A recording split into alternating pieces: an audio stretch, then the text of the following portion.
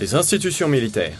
Une société dans la société, des hommes et des femmes qui, chaque jour, mettent leurs compétences au service de la France. La vocation d'une vie pour certains, un passage primordial dans une vie professionnelle pour d'autres. Mais les entreprises françaises sont-elles prêtes à accueillir des profils militaires? Les préjugés, le décalage avec la vie civile, sont-ils discriminants pour ceux qui choisissent de changer radicalement de vie? Armée de terre, armée de l'air, marine nationale, 3 armées, 3 histoires de reconversion. J'ai estimé que j'avais un petit peu fait le tour de ce que je pouvais faire dans l'armée.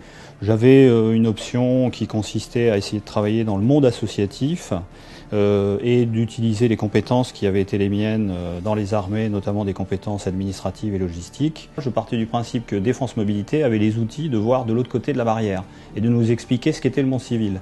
Donc effectivement, un projet professionnel, de valider en fait un projet professionnel, de valider un CV pour le rendre, si je puis dire, civilo-compatible. Civilo-compatible. Un passage obligatoire pour une reconversion réussie. Les armées fournissent de nombreux outils RH, mais c'est aux candidats de prendre le contrôle de leur projet professionnel. Un candidat qui désire se reconvertir, effectivement, doit passer par Défense Mobilité. Et donc, dans le meilleur des cas, devrait venir entre 18 mois et 12 mois avant le départ. On fait un bilan d'orientation avec le candidat. Nous les accompagnons dans leur démarche de curriculum vitae, de lettre de motivation, de simulation d'entretien d'embauche. Nous les accompagnons donc jusqu'à l'emploi, effectivement. Donc nous rencontrons les entreprises, nous les mettons en liaison. Lors du suivi mensuel, on leur demande aussi ce qu'ils font par eux-mêmes.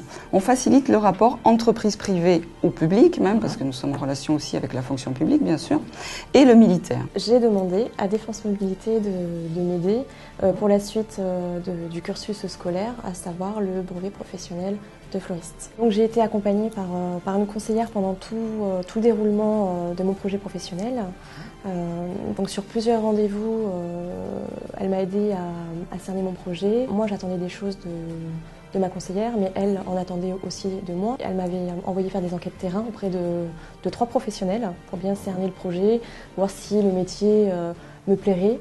L'accompagnement dont bénéficient les candidats à la reconversion est unique en son genre. Par exemple, le Centre militaire de formation professionnelle de Fontenay-le-Comte, placé sous l'autorité de Défense Mobilité, propose un large éventail de formations réparties sur près de 19 hectares. On a tout le matériel qu'il faut, qui nous permet de bien former nos stagiaires dans de très bonnes conditions et surtout à grandeur nature. C'est-à-dire tout ce qu'on a sur le terrain, on l'a dans nos ateliers. Je m'étais renseigné plus ou moins déjà, donc facilement 2 ans avant la fin de mon contrat, donc avec mon conseiller emploi. Donc j'ai pu bénéficier d'une session bilan orientation, ce qu'on appelle SBO. Donc je suis venu ici et ensuite ça m'a permis de faire une remise à niveau scolaire au centre du CMFP. Et bon, grâce à ça, parce que bon, je ne savais pas trop vers quoi m'orienter, donc en fait ça m'a permis en venant ici de pouvoir m'orienter vers la profession de monteur dépanneur frigoriste. D'aller dans des forums, de voir des entreprises, des patrons, voir des futurs personnes qui embauchent, voilà, c'est beaucoup plus intéressant. Si la formation s'avère nécessaire pour réaliser le projet professionnel de certains, d'autres ont parfois besoin de rencontrer les recruteurs. C'est pourquoi Carrefour pour l'emploi organise un événement intitulé Carrefour Emploi Défense Mobilité. À l'école militaire, une centaine de recruteurs rencontrent, orientent et embauchent aussi des profils issus de la défense. Mais pourquoi ont-ils autant la cote auprès des employeurs ? Il me semblait que les valeurs centrales chez nous étaient à peu près les mêmes que celles qu'on pouvait trouver au sein de l'armée.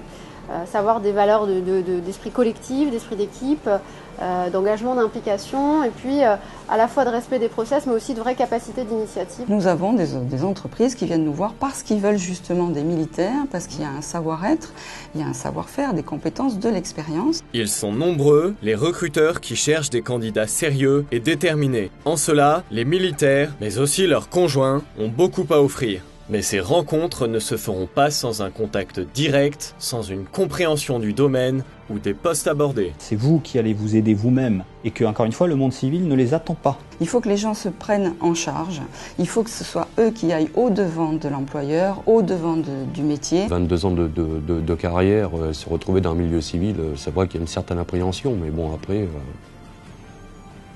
il faut se lancer quoi.